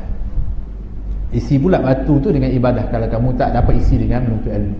Yang ini yang kedua yang afdal. Maksudnya para salihin ni idza fatahum ilman lam yafuthum mihrab. Disebutkan mereka ini kalau dia ketinggalan dalam ilmu, mereka tidak akan tinggal pula kepada mihrab, maksudnya untuk ibadat. Kita ni ilmu tak berapa nak tu, ibadat pun tak berapa masuk. Teruk. Para salihin dulu, orang-orang dulu tak, kalau dia bukan bahagian nak jadi ulama, sebab dia lah setiap orang ada dia punya bahagian masing-masing. Tapi kalau pun dia tak dapat jadi orang yang tinggi ilmunya seperti mana para ulama yang tinggi dan sebagainya, tapi dia pergi kepada menjadi abid, orang ahli ibadat. Ya, jadi kalau kita ni waktu kita boleh isi dengan betul ilmu, itu afdal. Tapi kalau tak ada peluang mungkin, maka kita isi dengan ibadah kepada Allah Subhanahu Wa Taala. Memang pun kita disuruh untuk mengabdikan diri kepada Allah. Yang ketiga, bahawa engkau membuat sebarang pekerjaan yang dapat memberi kebaikan kepada orang-orang Islam dan dapat menggembirakan hati orang-orang yang beriman, atau engkau menolong orang yang saleh di dalam pekerjaan mereka, seperti berkhidmat kepada para ulama dan ahli sufi dan ahli-ahli agama, dan berulang-alik di dalam menunaikan hajat-hajat mereka atau berusaha untuk memberi makanan kepada fakir dan miskin, atau menzarahi orang sakit, atau menghantar jenazah, maka semua ini adalah lebih afdal daripada semata-mata ibadat sunat sahaja. Kerana amalan yang seperti ini, selain sebagai satu ibadat, juga ia merupakan pertolongan kepada orang yang lain. Pilihan ketiga yang boleh kita isi untuk memanfaatkan waktu kosong kita ialah dengan membuat sesuatu yang memberi manfaat kepada orang lain. Dan ini termasuk daripada maksud hadis Nabi SAW mengatakan, khairun nas anfa'uhum linnas. Sebaik-baik manusia itu adalah yang memberi manfaat kepada orang yang lain. Sebab itu di antara doa bangun daripada tidur ataupun doa di waktu pagi, kita minta, ya Allah, jadikanlah pagi ataupun hari ini aku bangun untuk mendapatkan kebaikan. Maksudnya, Allahumma inna nas'aluka an tab'athana fi hadzal yaum ila kulli khair. Ya Allah, aku mohon kepada kamu untuk bangkitkan aku pada pagi hari ini, untuk menjalani kehidupan ini pada hari ini pada segala kebaikan. Maknanya bangun ni, jadikan, mudahkan aku untuk buat kebaikan. Wa na'udzubika an nattariha fi su'a. Dan ya Allah, aku minta lindung kepada kamu daripada melakukan sebarang kejahatan di dalam hari ini. Au najurrahu ila muslim, apatah lagi kalau keburukan itu menimpa kepada orang Islam lain. Maksudnya apa? Kalau dia bangun di waktu pagi, kemudian dia menjalani kehidupan, dia buat jahat, teruk kan dia? Teruk betul. Maknanya dia telah buat jahat. Dia buat jahat pula kepada orang yang bukan Islam. Jahat tak? Jahat. Islam suruh kita ni buat baik kepada semua makhluk. Tapi lebih jahat lagi kalau dia buat jahat kepada orang yang sesama Islam. Yang ini lebih teruk lagi. Yang tadi dah jahat dah, dahsyat dah. Tapi lebih dahsyat lagi kalau dia buat kejahatan itu menimpa pula kepada saudara Islam. Allahu Akbar. Dan minta maaf, hari ini itulah yang banyak berlaku. Bukan kata dia buat jahat kepada orang yang bukan Islam, bahkan yang sesama Islam ni saling jahat di antara satu dengan yang lain, saling bermusuh di antara satu dengan yang lain. Patutnya kita doa pagi-pagi, ya Allah, bangkitkan aku pada hari ini untuk aku jalani hidup dengan kebaikan, untuk beri manfaat kepada orang. Ya Allah, jangan sampai aku minta lindung ya Allah kepadamu daripada untuk buat buruk pada hari ini kepada siapa pun, apatah lagi menimpa kepada orang Islam yang lain. Kata Nabi, al-muslimu man saliman muslimuna min lisanihi wa yadihi. Orang Islam itu siapa? Kita ni orang Islam tak? Ya, kita orang Islam. Kamu Muslim? Ya, Muslim. Tapi orang Islam yang nak tengok ukuran dia Islam atau tidak, Muslim atau tidak yang sebenar, iaitu tengok orang Muslim yang lain tu, orang Islam lain tu selamat tak dari lidah dan daripada tindakannya. Soalan dia kepada kita, adakah lisan kita ni orang lain selamat daripada dia? Kalau ada salah satu Muslim yang tak selamat dengan lidah kita kerana kita ni mengaibkan dia, atau kita cerita buruk dia, atau kita ni fitnah dia, atau kita mengumpat dia, atau kita ni pergi lagakan dia dengan orang lain, maka bermakna kita ni diragui keislamannya. Mana nak title Muslim tu diragui. Sebab kata ni orang Muslim yang betul-betul Islam, orang Islam lain selamat daripada lidah dia, yang baru setelah itu selamat dari tindakan dia. Kerana lidah ni orang banyak tak selamat. Termasuklah lidah, maksudnya adalah tulis, dan bukan tulis bukan kata lidah dia, tulisan pun sama juga. Hari ni saya tak cakap, saya tulis je dalam Facebook ke Twitter ke apa ke yang menyakiti orang lain, sama juga. Orang lain tak selamat daripada lisan dan tulisan dia. Jadi sepatutnya kamu isi waktu ni, isi waktu kita ni dengan apa? Benda yang patutnya memberi manfaat kepada orang lain. Apalagi ianya beri kebaikan kepada orang Islam yang lain, lagi hebat. Sebab disebutkan dalam hadis, man farraja kurbatan min man nafasa mu'minan kurbatan, man nafasa mu'minan kurbatan min kurabat dunya. Siapa yang melapangkan kesempitan yang dideretai oleh seorang mukmin daripada kesempitan dunia, maka Allah akan lapangkan urusannya nanti yaumul qiyamah, di akhirat. Di akhirat memang sebenarnya orang sedang terhimpit. Terhimpit apa? Dengan ramainya. Terhimpit dengan apa ni? Dengan amalnya, dengan hisabnya. Tapi kalau di dunia ni dia lapangkan urusan seorang mukmin saja, maka Allah akan lapangkan urusan dia di akhirat. Man satara musliman, dalam hadis yang itu juga, satarallahu lahu fid dunya wal akhirah. Siapa yang menutup aib kepada seorang muslim, maka Allah akan tutup aibnya di dunia dan di akhirat. Waktu di akhirat ni kita akan dipermalukan. Betul tak? Sebab apa? Semua kita punya amal dibongkar, dipertontonkan nanti. Malu. Tapi kerana dia pernah menutup apa-apa yang memalukan kepada seorang saudaranya yang Muslim, dia tak cerita dengan orang. Dia tahu orang ni buat salah, dia tahu orang ni buat ada benda-benda yang memalukan, dia tak cerita ke orang. Dia simpan sampai mati, dia simpan. Subhanallah. Dia bangkitkan oleh Allah. Kemudian ketika dia bicarakan, Allah letakkan tirai. Dia tengok, kenapa ada tirai ni? Tadi banyak perbicaraan-perbicaraan sebelumnya, semua dibongkar, nampak semua. Tapi dia ditirai. Maka Allah mengatakan, dulu di dunia kamu pernah menutup aib saudaramu, maka hak aku sekarang ini untuk menutup daripada aib. Tapi barang siapa yang membuka aib saudara muslimnya di dunia ini, Allah akan buka aibnya di dunia ini walaupun dia berada di tengah-tengah rumah dia. Dia menyogok buat benda tak elok dalam rumah, Allah akan bongkarkan juga. Sebab dia ni dah biasa memalukan orang lain. Ini kena hati-hati ni.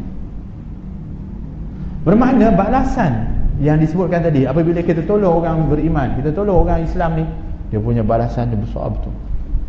Sebab tu kita kalau boleh isi waktu kita ni bagaimana untuk buat kebaikan kepada orang Islam yang lain, yang secara umum juga kepada semua makhluk.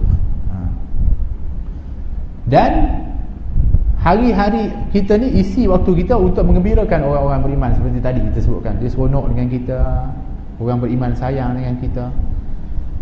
Apatah lagi kalau boleh itu kita ni selalu duduk dengan orang soleh, dan orang soleh sayang kat kita, atau orang-orang ahli ulama ke, kita khidmat dengan dia, kita tolong dia. Subhanallah. Seperti sahabat berkhidmat kepada Nabi SAW. Nabi tak nak khidmat, Nabi sendiri boleh untuk buat kerja. Nabi sendiri pergi perah susu, Nabi jahit baju dia.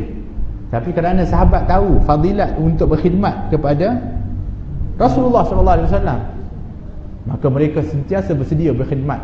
Sehingga Ar-Rabi' Ibn Aslam ketika mana dianya adalah Ashabus Sufah, duduk selalu dekat rumah Nabi, dekat asal Nabi keluar je dia dulu datang. Ada apa yang saya boleh bantu Rasulullah? Begitu.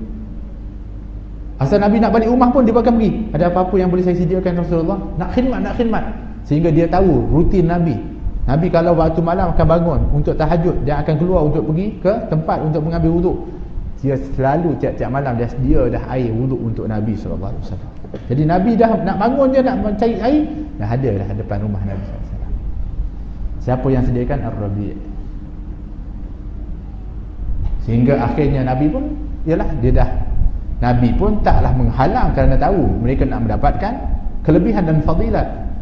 Akhirnya setelah Nabi selalu tengok kesungguhan Ar-Rabi', akhirnya Nabi tanya, wahai Ar-Rabi', apa yang kau ingin? Beritahu apa yang kau inginkan. Apa yang kau nak bagi tahu. Ar-Rabi' ini orangnya adalah orang yang duduk di dalam masjid, rumah tak ada, kenderaan tak ada, makanan pun kadang-kadang orang bagi.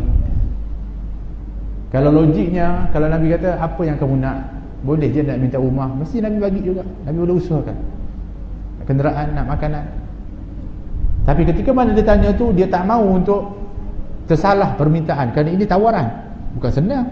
Nabi nak kata nak apa, sebab Nabi kalau minta pasti kabul. Dia kata sekejap ya Rasulullah, nanti dulu, bagi aku sikit masa, supaya dia tak terlepas peluang itu. Setelah beberapa waktu dia kata, uridu an urafiqaka fil jannah ya Rasulullah. Ya Rasulullah, aku nak teman kamu nanti di syurga. Allah, aku nak teman engkau di syurga wahai Rasulullah. Nabi dengar tu, Nabi kata kat dia, ada yang lain lagi yang kau ingin? Mungkin kalau kamu ingin nak tempat tinggal ke, mungkin kamu nak makanan atau kenderaan ke. Yalah, itu kamu minta dah, yang ni lain. Dia kata tak nak dah, yang itu saja wahai Rasulullah. Maka Nabi mengatakan,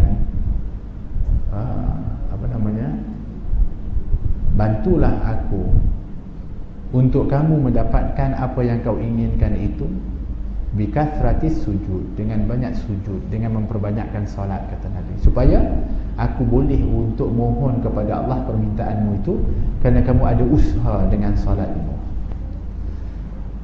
Subhanallah, ini orang berkhidmat dengan Rasulullah. Sebab tu kalau kita pergi ke Madinah, ada dalam Masjid Nabawi, di dalam ruangan Raudhah ada tiang-tiang. Salah satu daripada tiang tu namanya tiang Harith, tiang jaga, tiang untuk menjaga. Sebab apa? Sahabat akan selalu duduk kat tiang tu berganti-ganti untuk jaga Rasulullah, sedangkan Rasulullah tak perlu pun untuk dijaga, sebab Rasulullah ini dijaga oleh Allah. Tapi itu salah satu bentuk khidmat mereka kepada Rasulullah, sebab nak dapat ganjaran tadi dan barakah serta fadilat yang besar. Sebab itu Imam Ghazali kata, perlu seseorang itu berusaha untuk isi waktu dia. Kalau boleh juga dianya dekati seorang soleh, orang-orang yang wara, orang-orang yang berilmu contohnya. Kalau dia boleh untuk boleh berkhidmat, ada peluang berkhidmat, khidmat. Ini pun sebenarnya dia mengisi waktunya dengan amal yang begitu hebat.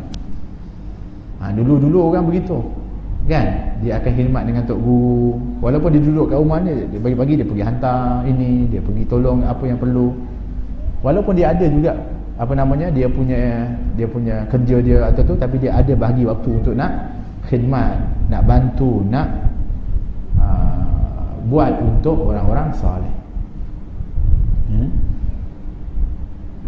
Bagi ini juga salah satu daripada yang dibuat. Sebab tu orang-orang dulu ada kalanya mereka belajar tapi khidmatnya lebih. Sebab tu ada salah seorang daripada anak murid kepada Imam Abu Hanifah kata, dia mengatakan, khadamtu malikan 22 sanah, aku berkhidmat kepada Imam Malik ini 22 tahun. Dalam 22 tahun itu aku belajar adab dengannya 20 tahun. Hanya 2 tahun saja yang aku ni diajar ilmu. Dia mengatakan alangkah baiknya kalau 22 tahun itu saya belajar adab daripada Imam Malik. Dia rasakan betul manfaat belajar adab dengan khidmat dia kepada Imam Malik. Dulu-dulu kalau tengok orang yang khidmat kepada guru ni, kadang-kadang dia lebih alim daripada orang yang belajar tu, sebab dapat keberkatan. Kadang-kadang dia bawa selipar je guru dia, orang lain belajar, nanti rupanya dia lebih alim lagi. Khidmat ni, man khadam godam disebutkan. Siapa berkhidmat, dia akan lebih mendahului daripada yang lain. Ini bukan sembarangan. Khidmat kepada orang soleh, kepada para ulama. Sebab tu para sahabat dulu kalau di Madinah, kalau ada buah yang keluar, maknanya ada musim-musim kan, keluar buah ni, buah pertama yang keluar yang elok-elok ni, mereka akan datang kepada Nabi, bagi Nabi dulu makan. Nabi terima, Nabi doakan berkat. Ya Allah, berkatilah simarina, kami punya buah-buahan ini, dan pokok-pokok kayu kami, ya Allah. Berkatilah Madinah ini, ya Allah. Nabi akan doa. Dulu-dulu pun begitu kan. Kadang-kadang kalau ada pondok ada tu, Orang kampung ni kalau dia dapat satu yang buat, dia akan pergi ke tok guru dulu. Maknanya mereka mewarisi daripada sifat-sifat para sahabat dulu dengan Rasulullah. Tapi dah semakin terhakis dah. Asal yang baik je untuk dia, yang tak apa-apa elok untuk dia. Dah terbalik dah. Dulu elok-elok ni untuk tok guru je, untuk orang soleh, orang alim, untuk didoakan. Lepas tu berkat dia punya kebun, dia punya tu kan. Macam tu. Ada durian tak sini? Tak ada. Walhasil. Tapi maksudnya begitu khidmatnya orang-orang kepada orang yang soleh. Kalau boleh isi waktu itu, kalau ada peluang. Kemudian memberi makan kepada fakir dan miskin, atau kalau ada peluang, ini diisi waktu dengan untuk beri makan fakir miskin. Kemudian kalau boleh ziarah, kalau ada orang sakit, ziarah orang sakit. Ziarah orang sakit ni fadilat dia besar. Dia dapat satu kirat, satu pengajaran sebesar gunung Uhud. Kemudian dalam sebuah hadis kursi ketika Allah berfirman, maridtu walam ta'uduni, aku ini sakit, kata Allah, kamu tak ziarah aku, melawat aku. Hamba itu bertanya, ya Rabb, kaifa maridta wa anta rabbul alamin, macam mana engkau sakit sedang kau adalah Tuhan semesta alam? Kau takkan sakit ya Allah? Kata Allah, iaitu apabila saudaramu sakit, saudaramu tu sedang sakit, kamu tak pergi ziarah dia. Kalau kamu ziarah dia, kamu dapati aku akan berada di situ. Allah istilahkan orang sakit itu sebenarnya macam kamu ziarah kepada Allah. Subhanallah. Besarnya fadilat ziarah orang sakit. Satu, kalau kamu ada peluang waktu kosong, ada orang sakit dengar, cepat-cepat pergi ziarah. Atau kalau orang meninggal, pergi kamu untuk hantar jenazah dia. Abdullah bin Umar dalam Sahih Bukhari meriwayatkan, dia bertanya kepada Abu Hurairah, wahai Abu Hurairah, kenapa aku ni tengok kalau asal ada orang mati saja di kota Madinah ini, kamu pasti ada kat situ, salatnya, urusannya, pergi hantar kat kuburnya. Sedangkan kami ni pun kadang-kadang ada, kadang-kadang ialah sibuk juga, ada urusan dan sebagainya, kamu isi adanya. Dia kata, kerana aku mendengar Nabi SAW bersabda, barang siapa yang menghantar jenazah ke kuburan dia, maka dia mendapatkan pahala satu kirat. Apakah itu maksud satu kirat wahai Rasulullah? Iaitu ganjaran sebesar gunung Uhud. Kata Ibn Umar, patutlah untung betul Abu Hurairah ni, kerana ada ilmu maka dia dapat amal ilmu dia. Kita tak berapa nak tahu, kita rugi betul dia. Maknanya apa dia tahu dia buat, dia kejar betul. Masya Allah. Maka semua ini adalah lebih afdal daripada semata-mata ibadah sunat saja. Jadi kalau kita solat 2 rakaat, Allahu Akbar, solat semutak, bagus kan? Bagus, dapat pahala. Tapi yang dia buat tadi itu sebenarnya lebih afdal daripada itu. Lebih besar ganjaran dia.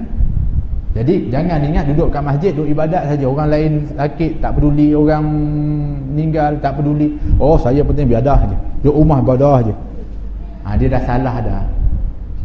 Sebenarnya yang tadi itu lebih afdal. Membantu orang lain lebih afdal. Ibn Abbas radhiyallahu anhu pernah iktikaf dalam masjid Nabi SAW.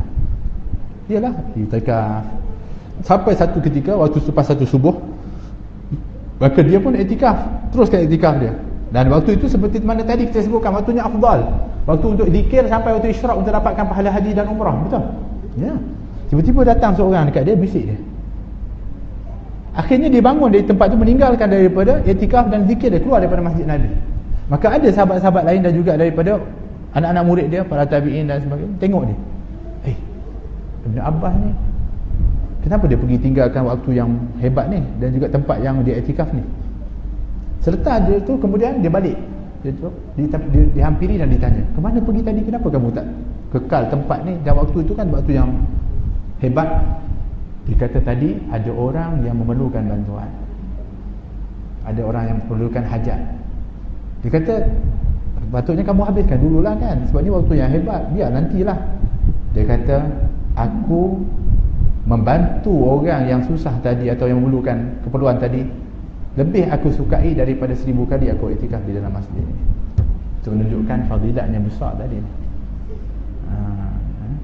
Sebab ada orang yang kadang-kadang guna alasan tu kan, dia pergi duduk ibadat dia pergi asingkan diri dia sampai tak peduli keluarga, tak peduli daripada jiran, tak yang ini tak betul.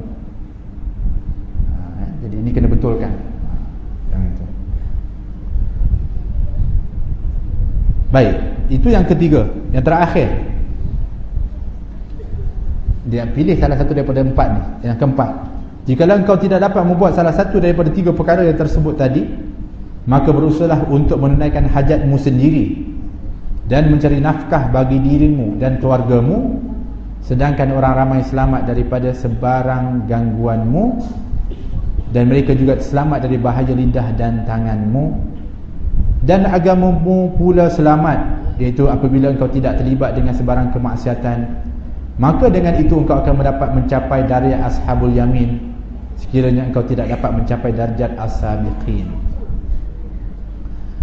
Yang keempat pilihan kamu yang kamu nak isi, dan inilah sebenarnya rasanya yang kalau orang kerja dia masuk dalam kategori yang keempat ni lah, iaitu dia isi waktu dia untuk mencari nafkah yang halal, yang dia niatkan itu untuk mendapatkan rezeki yang halal, mencukupkan keluarga dia, dirinya dan keluarga dia. Dan dalam dalam dia sedang bekerja mencari nafkah, berurusan ni, dia kena pastikan jangan sampai menyakiti orang lain,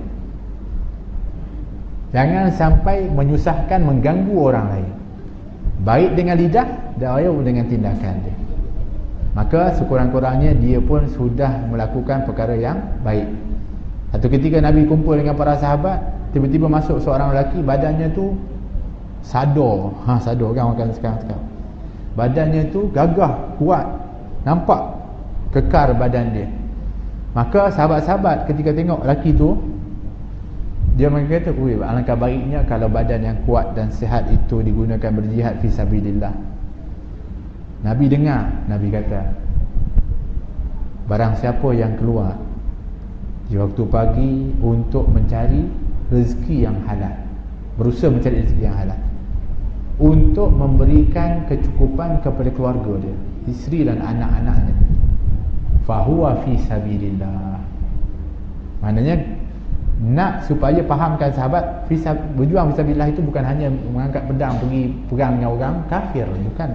Itu salah satu yang utama, itu yang. Tapi kalau orang keluar rumah cari rezeki nafkah yang halal dan cari cukupkan untuk isteri dan anak, maka dia ni pun ketika bekerja itu sedang berada fisabilillah. Jadi sahabat-sahabat dengar tu, yang dah kerja tadi yang cari nafkah bagi keluarga dia, alhamdulillah, maknanya aku selama ni kerja fisabilillah. Tapi ada yang dia kerja juga, tapi dia tak ada kahwin lagi, anak tak ada. Maka mereka pun diam. Nabi tak masuklah ke? Tapi Nabi tak berhenti, Nabi sambung pula. Barang siapa yang keluar di waktu pagi untuk mencari nafkah yang halal, rezeki yang halal, untuk memberikan makan dan minum kepada ibu dan ayah dia, fahuwa fi sabilillah. Yang tadi tunduk bangun pula, ada mak lagi ayah. Tadi yang cari tu dapat bagi mak ayah, dapat fi sabilillah, alhamdulillah. Tapi ada juga yang diam lagi. Sebab apa? Isteri tak ada, anak tak ada, ibu dan ayah meninggal dah. Kemudian Nabi sambung lagi, Nabi mengatakan barang siapa yang keluar di waktu pagi untuk mencari rezeki yang halal, untuk mencukupkan dirinya sendiri daripada rezeki yang halal itu, fahuwa fi sabilillah. Lega semua. Lega dapat. Semua boleh dapat bahagian tu. Kemudian Nabi sambung lagi, Nabi mengatakan barang siapa yang keluar di waktu pagi mencari nafkah tapi daripada rezeki yang haram, fahuwa fi sabilis syaitan, maka dia di jalan syaitan. Itu.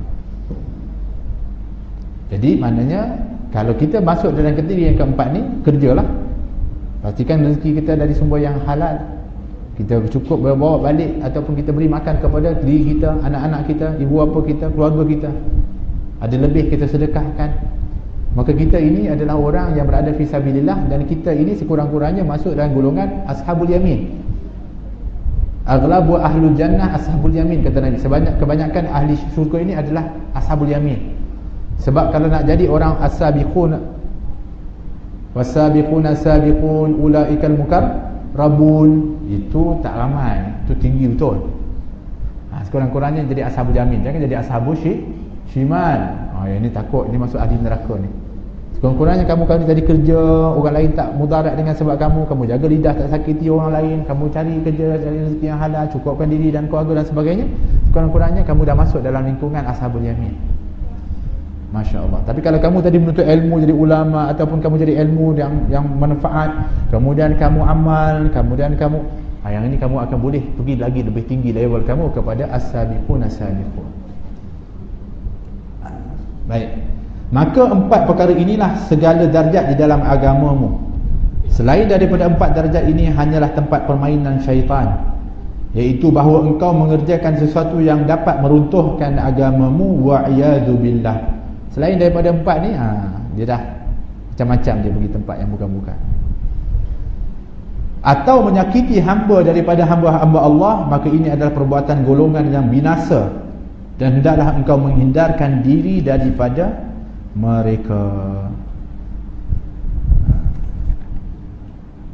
Wallahu ta'ala alam bisawab. Jadi diberikan panduan kita dalam bab ini adalah bagaimana kita nak mengisi waktu pagi kita ni.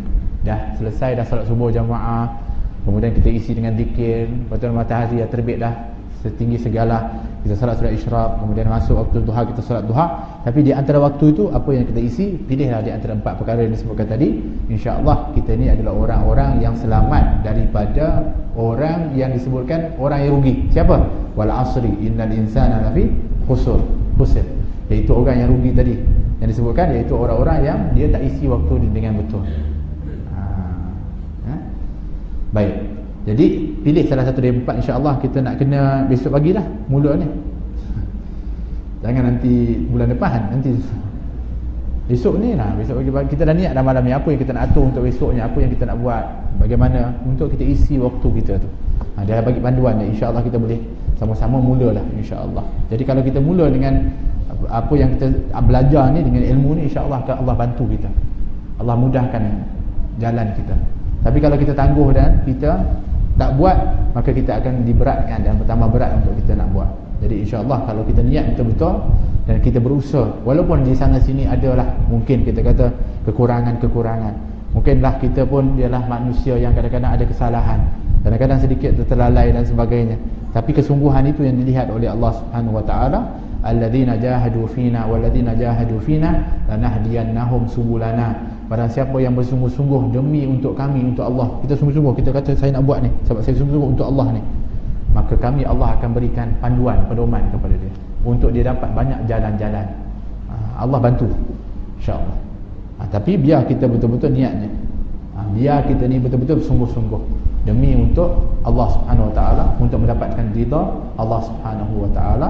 Walaupun mungkin waktu kita kata dah saya ni dah tak lama dah, masa saya ni kalau nak buat ni tak sedikit dah waktu saya. Tapi itulah sebenarnya mungkin kunci untuk kita masuk ke dalam syurga Allah. Dan mungkin Allah takdirkan kita jumpa di tempat ini, berkumpul di tempat ini, sama-sama kita berkongsi ilmu dan kita sama-sama menumpang semangat beramal ni. Mungkin mudah-mudahan ini dah jadi sebab untuk kita memperolehi ridha Allah dan untuk kita bersamakan oleh Allah Subhanahu wa taala nanti untuk dimasukkan ke dalam syurga insya-Allah. Dan mudah-mudahan pertemuan kita ini, perbincangan kita ini dan juga semangat kita ini menjadi kenangan-kenangan indah kita nanti di syurga ketika kita dipertemukan bersama-sama oleh Allah Subhanahu wa taala. Kita berdoa kepada Allah Subhanahu wa taala, mudah-mudahan Allah Subhanahu wa taala memberkati kita, merahmati kita, dan mudah-mudahan Allah Subhanahu wa taala menjadikan kita hamba-hamba yang telah pun dipilih oleh Allah Subhanahu wa taala untuk mendapatkan kasih sayangnya. Dan mudah-mudahan Allah menjadikan keluarga kita keluarga yang bahagia dan barakah, pasangan-pasangan kita pasangan yang baik, anak-anak kita saleh dan salihah. Dan mudah-mudahan dengan berkat Rabiul Awal ini bertambah subur cinta kita kepada Nabi sallallahu alaihi wasallam. Lidah kita banyak berzikir kepada Allah, lidah kita banyak berselawat kepada kekasih Allah Nabi Muhammad sallallahu alaihi wasallam. Mudah-mudahan subur dalam rumah tangga kita dengan kisah-kisah dan cerita Rasulullah sallallahu alaihi wasallam, dan juga hidup sunnah dan akhlak Nabi dalam diri kita, dalam diri pasangan kita, dalam diri anak-anak kita insya-Allah. Dan mudah-mudahan Allah Subhanahu wa taala memanggil anak-anak kita untuk dekat kepadanya. Ya Allah, mungkin anak-anak kami di antara kami ada yang jauh daripadamu ya Allah. Kami tak pernah berputus asa memohon berdoa kepadamu ya Allah. Dekatkan mereka kembali kepadamu ya Allah. Ada di antara anak kami yang mungkin selalu lupa kepadamu ya Allah dan lalai, kami tak pernah berputus asa ya Allah. Kami berdoa berharap kepadamu ya Allah, dekatkan kembali mereka kepadamu ya Rabbal Alamin. Jadikanlah mereka anak yang saleh dan salihah, yang bukan hanya berbakti kepada kami di dunia, bahkan di akhirat nanti ya Rabbal Alamin. Ya Allah, pandanglah kami dan keluarga kami dengan pandangan rahmat dan kasih sayang-Mu ya Allah. Ampunilah dosa-dosa kami ya Allah, sama ada yang sengaja atau yang tak sengaja, sama ada yang kami ingat atau yang kami lupa, sama ada kecil ataupun besar ya Rabbal Alamin. Ampunilah dosa kedua orang tua kami ya Allah, yang besar jasanya dalam kehidupan ini ya Rabbal Alamin. Ya Allah, yang telah meninggal di kalangan mereka ya Allah, jadikanlah kubur mereka taman syurga-Mu ya Allah. Ampuni mereka dan golongkan mereka di kalangan salihin ya Rabbal Alamin. Adapun yang masih hidup ya Allah, panjangkan umur mereka dengan sihat wal afiyah, dengan ketaatan kepada-Mu ya Rabbal Alamin. Wa ya arhamar rahimin bi rahmatika ya arhamar rahimin. Ya Allah, berkatilah sisa umur kami yang masih berbaki ini ya Allah. Kami tak tahu bila sampai waktu yang Kau tetapkan ya Rabbal Alamin. Ambillah kami di saat itu sedang kami melakukan amal saleh, sedang kami sedang sujud kepada-Mu ya Allah, sedang kami sedang membaca Al-Quran ya Allah, sedang kami zikir mengingat kepada-Mu ya Allah, sedang kami berselawat kepada-Mu ya Rabbal Alamin, sedang kami ketika itu ya Allah sedang beribadah kepada-Mu ya Allah, sehingga akhirnya kami mendapatkan husnul khatimah dengan kalimat la ilaha illallah Muhammadur Rasulullah sallallahu alaihi wasallam, dengan hakikat yang sebenarnya Rabbal Alamin. Ya Allah, selamatkan kami semua ketika menjadi ashabul kubur ya Allah. Lapangkan kubur kami ya Allah, cahayakan kubur kami ya Allah. Ya Allah, mantapkan lisan kami menjawab soalan para malaikat-Mu ya Allah. Jadikan kubur kami semua ya Allah daripada taman-taman syurga-Mu ya Rabbal Alamin. Ya Allah, dengan berkat Rabiul Awal ini ya Allah, dengan selawat dan salam kepada Nabi-Mu Muhammad sallallahu alaihi wasallam, dengan kami menghidupkan Maulidur Rasul, dengan menyuburkan rasa cinta kepada Nabi-Mu, dengan kami bersemangat untuk melaksanakan sunnah dan akhlak Nabi-Mu ya Allah. Mahsyarkan kami nanti di bawah bendera Nabi Muhammad. Ya Allah, golongkan kami dengan golongan Nabi Muhammad. Ya Allah, janganlah seorang pun daripada kami terkeluar daripada golongan Nabi Muhammad. Ya Allah, layakkan setiap daripada kami ini dan keluarga kami ya Allah untuk minum itu telapak tangan Nabi Muhammad di telaga haudnya ya Allah. Syarbatan hani'atan mari'atan la nadma'u ba'daha abada ya Rabbal Alamin. Ya Allah, kami semua nanti akan dihisab oleh-Mu ya Allah. Kalaupun dihisab, hisablah dengan hisaban yasira. Ada syafaat Nabi Muhammad, ada rahmat dan kasih sayang-Mu di situ ya Allah. Ataupun dengan lebih baik lagi ya Allah, Kau masukkan kami semua ke dalam surga tanpa hisab ya Rabbal Alamin. Setiap daripada kami pasti akan melewati sirat ya Allah, dan di bawahnya adalah api neraka yang membakar dengan dahsyat ya Rabbal Alamin. Alangkah takutnya kami di waktu itu, alangkah dahsyatnya sirat yang lebih tajam dari mata pedang dan lebih halus dari rambut ya Allah. Ya Allah, alangkah gelapnya daripada jalan-jalan untuk meniti kepada sirat itu ya Allah. Ya Allah, dengan kasih sayang dan rahmat dan juga syafaat Nabi-Mu ya Allah, cahayakan daripada jalan-jalan tersebut untuk menerangi jalan tersebut ya Allah. Lapangkanlah sirat tersebut untuk kami ya Allah. Mantapkanlah kedua kaki kami semua ya Allah untuk melangkahnya ya Allah, untuk selamat sampai ke seberang sana. Janganlah seorang pun daripada kami tergelincir jatuh ke dalam neraka-Mu ya Rabbal Alamin. Selamatkan kami ya Allah, kasihani kami ya Allah. Ya Allah, selamatkan kami ya Rabbal Alamin, dan juga kedua orang tua kami, pasangan kami, anak-anak kami ya Allah, dan orang-orang yang kami kasih ya Allah, untuk kami dikumpulkan sama di seberang sana ya Allah, untuk nantinya kami dimasukkan ke dalam syurga bersama Nabi Muhammad sallallahu alaihi wasallam. Allahumma hdina bil huda waj'alna mimman syari'a fi ridha wa la tuwallina waliyan siwa wa la taj'alna mimman khalafa amraka wa asa wa hasbunallahu wa ni'mal wakeel wa la hawla wa la quwwata illa billahil aliyyil azim. Rabbana atina fid dunya hasanah wa fil akhirati hasanatan wa qina adzaban nar. Sallallahu alaihi wasallam Muhammad wa ala alihi wa sahbihi wasallam. Walhamdulillahi rabbil alamin. Wal afu minkum. Assalamualaikum warahmatullahi wabarakatuh. Insyaallah semula